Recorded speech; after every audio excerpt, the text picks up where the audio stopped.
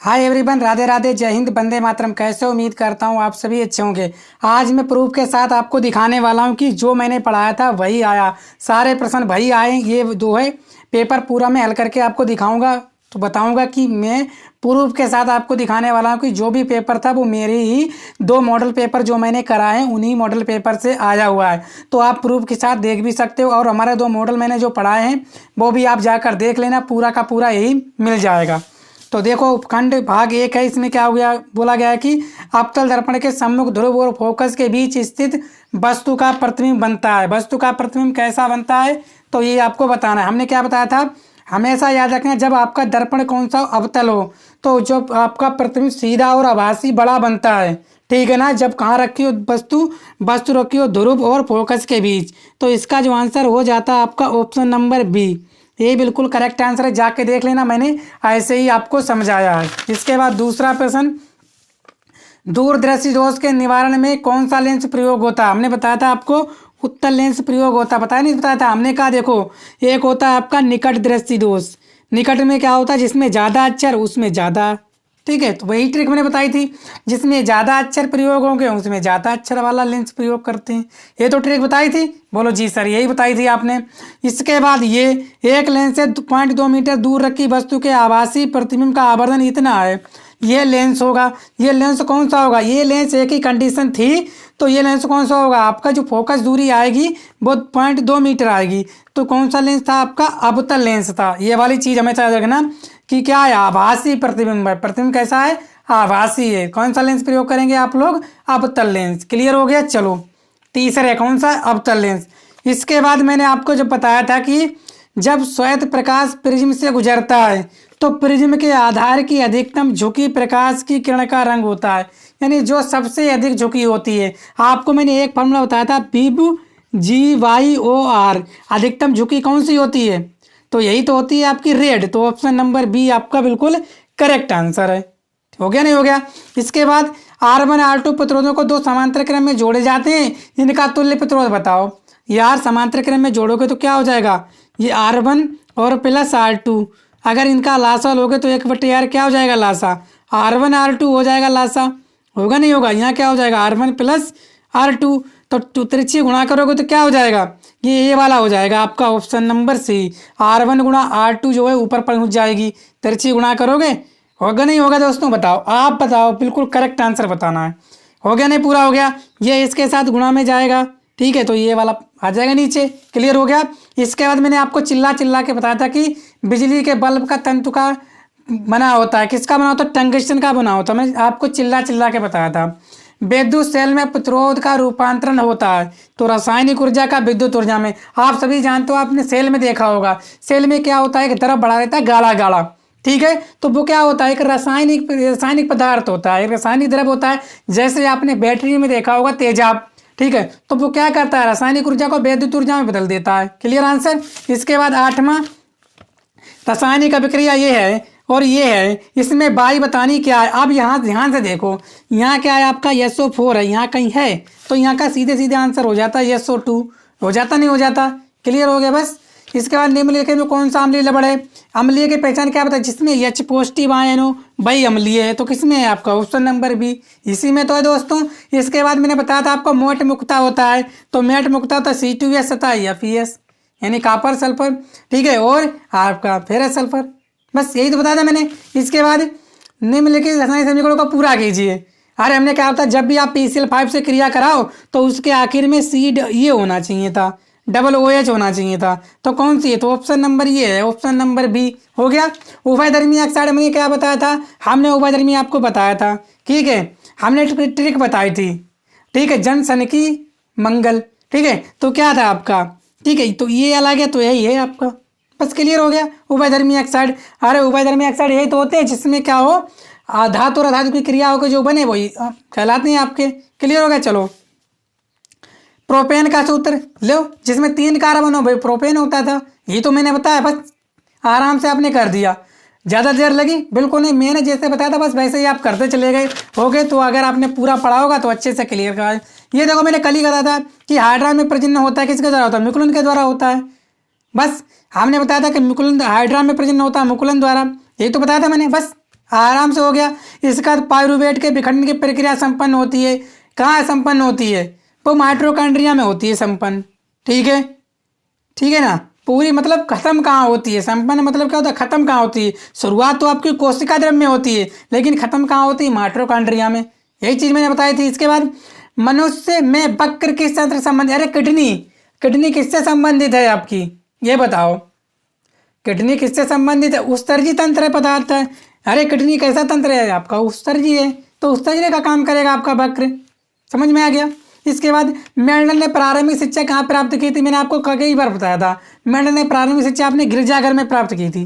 ठीक है, ये वाला मैंने आपको शायद नहीं पढ़ाया होगा, लेकिन मुझे खूब ध्यान है कि मैंने जब शुरुआत में पहले नंबर वीडियो बनाया था तो यही बताया था कि मेंडल के बारे में। और इनके 3 नियम मैंने आपको बताया था कि गारंटी से आती हैं, हर एग्जाम में आते हैं, भर भर के आते हैं। ठीक है, तो क्या हो गया? गिरजाघर। इसके बाद मादा जनन तंत्र का किस भाग में लूप? अरे योनि में लूप स्थापित करते हैं। ये मैंने बताया था, देख लेना आराम से, मैंने ध्यान से आराम से सोच लेना। लूप का मतलब क्या हो गया दोस्तों? ये कापर टी ही है। लूप का मतलब क्या है? Copper T. समझ में आ गया। बर लूप दे दिया, लूप बोल दे या कापर टी बोल दे, तो ये योनि में ही विस्थापित करते हैं। इसके बाद निम्न में से कौन सा अंग पौधों में नर जननांग का प्रतिनिधित्व करता है? नर जननांग मतलब मानव, मानव वाला बोले तो कैंसर होता है, बाकी सभी क्या हो? लेडीज वाले हैं। ठीक है, इसके बाद ऑप्शन नंबर डी, आंख बंद करके मार दो। इतना सरल पेपर था, हद से ज़्यादा सरल पेपर था। जो मैंने पढ़ा है वही आया है। ठीक है, बस मैंने प्रूफ के साथ आपको दिखा दिया कि क्या क्या है। इसके बाद ये न्यूमेरिकल्स मैंने 1000 बार आपको करवाया होगा। ठीक है, 10 सेंटीमीटर फोकस दूरी व अवतल दर्पण से कितनी दूरी पर एक वस्तु रखी जाए ताकि उसका 5 गुना बड़ा प्रतिबिंब बने, जबकि प्रतिबिंब वास्तविक हो, और प्रतिबिंब की प्रकृति भी ज्ञात कीजिए। मैंने कितनी बार आपको बताया होगा? बताया नहीं बताया दोस्तों? बोलोगे जी सर बताया तो था। ठीक है, देखो ये है यप। यप आपकी अवतल दर्पण की क्या होती है? माइनस में होती है। और यहाँ क्या है? 5 गुना बड़ा आवर्धन कैसा है? वास्तविक। तो यम बराबर क्या हो जाएगा? बी बटे यू। और काएगा वास्तविक है तो क्या हो जाएगा? माइनस। ठीक है, तो 5 गुना बड़ा तो क्या हो जाएगा? -5 बराबर माइनस बी बटे यू। ये फार्मूला होता है। माइनस माइनस कट जाएगा तो बी बराबर क्या आ जाएगा? 5u। आप क्या दर्पण का फार्मूला लगा दो, दर्पण का फार्मूला लगा दो, बस आंसर हो गया। हो गया नहीं होगा दोस्तों? बस लो हम हल कर देते हैं। 1 बटा यप बराबर 1 बटा बी माइनस 1 बटा यू। दर्पण है तो प्लस लगा दो बीच में। यप कितना है? 1 बटा -10। ठीक है, और बराबर एक बी कितना है आपका? देखो 5u, तो 1 बटा 5u प्लस ये क्या हो जाएगा? u। बस यहाँ एलसीएम ले लो, कितना हो जाएगा? -1 बटा 10 बराबर 5u। एलसीएम ले लो, ये 5u से 5u 1 प्लस क्या रह जाएगा? u से u कटेगा 5। यही तो आ जाएगा, देख लो। अरे यही तो आएगा, अरे बोलो यही तो आएगा। ठीक है, तो क्या हो जाएगा? देखो ध्यान से, तिरछी गुणा करो। क्या हो जाएगा? -1 बटा 10 बराबर 6 बटा 5u। तिरछी गुणा करोगे तो -5u बराबर 10 छंग 60। काट दो, 5 से 5 काट दो, कितना आ जाएगा? हाँ 5 12, तो u बराबर कितना आ गया? -12 सेंटीमीटर। बस ये हो गया आंसर। ठीक है ना। क्या हो गया? प्रतिबिंब कहाँ बनेगा? दर्पण के पीछे बन जाएगा। दर्पण के पीछे, दर्पण के आगे बनेगा। ऐसे दर्पण लगा होगा, यहाँ पे बन जाएगा दर्पण के आगे। जो वस्तु कहाँ रखी होगी? ठीक है, आपसे पूछा प्रतिबिंब की स्थिति पूछी है। अगर आपका u कितना आ गया? 12, और पूछा क्या है आपसे? वस्तु, तो क्या हो जाएगी? तो b गुणा -5 और गुणा कितना? 12, तो b बराबर -60। -60 मतलब कहाँ? देख लो, -60 प्रतिबिंब कहाँ बनेगा? दर्पण के आगे बन जाएगा। बस प्रतिबिंब की स्थिति कहाँ है? दर्पण के आगे। क्लियर हो गया? समझ में आ गया? क्योंकि वास्तविक प्रतिबिंब हमेशा उल्टे होते हैं। बस ऐसे लगा देना था। 22 एक उत्तल लेंस की फोकस दूरी 50 सेंटीमीटर उत्तल लेंस है। उत्तल लेंस की फोकस दूरी किस में होती है? प्लस में। और जो लेंस है यू कितना? यू आपका -25 सेंटीमीटर। ऐसे करके लगा देना ये वाला फार्मूला। समझ में आ गया? ये वाला फार्मूला आप लगा देना। आवर्धन निकालना है।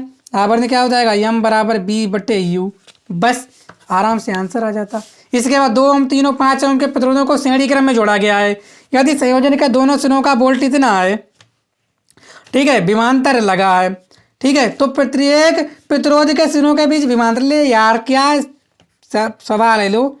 ये हैं आपके, ये हो गया आपका किसमें? श्रेणी क्रम में हो गया। यहाँ पे कितनी है आपकी? ये बैटरी लगी है, कितना है ये? 30 वोल्ट का। ये है आपका 2 ओम, ये है आपका 3 ओम, और ये क्या है आपका 5 ओम। ठीक है ना। इस संयोजन के सिरों पर 30 वोल्ट का विभवांतर लगा है। प्रत्येक प्रतिरोध के सिरों के बीच विभवांतर ज्ञात कीजिए। यहाँ पर विभवांतर, यहाँ पे विभवांतर, यहाँ पे विभवांतर आपको बताना है दोस्तों।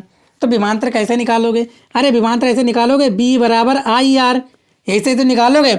सबसे पहले आपको इसकी आई नहीं पता है, ठीक है नहीं, आई नहीं पता तो आई निकाल लो इसकी, क्योंकि श्रेणी क्रम में धारा क्या होती है? समान होती है। यहाँ श्रेणी क्रम में धारा क्या होती है? समान होती है। वोल्टेज क्या होता है? अलग अलग। तो तुल्य प्रतिरोध कितना हो जाएगा? 2 3 5 5 10। तो टोटल प्रतिरोध कितना हो जाएगा? 10। टोटल 10 हो गया। तो आई बराबर क्या होगा? बी बटे आर। बी कितना है आपका? 30। आर कितना है? 10। कट जाएगा, कितना हो जाएगा? ये 3 है। यहाँ भी 3 एम्पियर की धारा है, यहाँ भी 3 एम्पियर की धारा है, यहाँ भी 3 एम्पियर की धारा है। यहाँ से निकाल लो तो B1 I1 R1। ठीक है, देखो आई कितनी है आपकी? 3। आर कितना है? 2। यहाँ कितनी हो जाएगी आपकी? 5 वोल्ट। यहाँ कितना हो जाएगा? 3 3 है तो कितना हो जाएगा? 3 3 9। यहाँ कितना हो जाएगा? 9 वोल्ट। यहाँ 5 3 15। ठीक है ना, आप देख लो यहाँ पे गलत तो नहीं हो गया दोस्तों। 3, ये भी 3 एम्पियर आ गया यहाँ पे। बी बराबर आई आर, 3 3 9। ठीक है, यहाँ पे देखो क्या है आपका? 3। यहाँ पे कितना है? 3। बी बराबर आई आर, 3 5 15। कितना हो जाएगा? 3 5 15 वोल्ट। ठीक है ना, ये हो गया। यहाँ पे क्या हो जाएगा? 3 दूनी 6 वोल्ट। यहाँ कितना हो जाएगा? 6 वोल्ट। आप देख लो पूरा हो जाएगा, पूरा का पूरा हो जाएगा आपका। ठीक है ना, बस ऐसे करके आपको निकालना था। ठीक है ना, निकल जाएगा ना आराम से। ठीक है ना, बस सीरीज में है तो जोड़ दो, 2 3 5 5 10। 10 आर हो गया, टोटल आर 10 हो गया। विभवांतर दे रखा है 30, आई बराबर बी बटे आर लगाओगे। बी कितना है? 30। आर कितना है? 10। कट जाएगा, कितना आ जाएगा? आई आ जाएगी आपकी 3 एम्पियर। 3 एम्पियर आई आ गई। यहाँ भी 3 एम्पियर, यहाँ भी 3 एम्पियर, यहाँ भी 3 एम्पियर। धारा तो 3 एम्पियर है। यहाँ से निकालोगे बी बराबर आई 3 दूनी, यहाँ 6, यहाँ 3 3 9, यहाँ 5 3 15। देख लो हो गए कितना? 6 + 9 + 15, टोटल कितना हो गया आपका? 30 वोल्ट। हुआ नहीं हुआ? बस क्लियर हो गया, नहीं हो गया? सीरीज हो गया पूरा पूरा, 30 वोल्ट आ गया। यहाँ पे 6 वोल्ट था, यहाँ पे 9 वोल्ट है, यहाँ कितना है? 15 वोल्ट। आराम से कर देते सवाल, कोई दिक्कत थी? कतई दिक्कत नहीं थी। इसके बाद आपको परिपथ बताना था। परिपथ बताना था, इसमें जीवित तार लगाना है, भू संकृत तार लगाना, उदासीन तार, या अथवा में ये कर सकते थे। फ्लेमी के बाएं हाथ का नियम मैंने आपको चिल्ला चिल्ला के बताया था।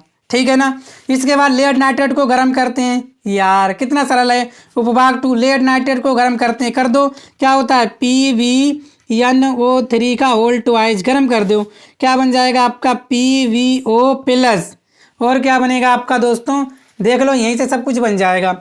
PvO+ क्या बनेगा? NO2+ क्या बनेगा? O2, क्योंकि नाइट्रेट तो ऑक्साइड निकलेगी निकलेगी। इनकी बैलेंसिंग कर दो, यहाँ लगा दो 2, यहाँ भी लगा दो 2, यहाँ लगा दो 4, बस हो गया पूरा। देख लो ओ कितने? 2 2 2 4 दूनी 8 10 2 12 हो। यहाँ कितने? 3 दूनी 6 दूनी 12 हो गए। बस इसके बाद एथेनोइक अम्ल की सोडियम कार्बोनेट से, एथेनोइक अम्ल क्या होता था?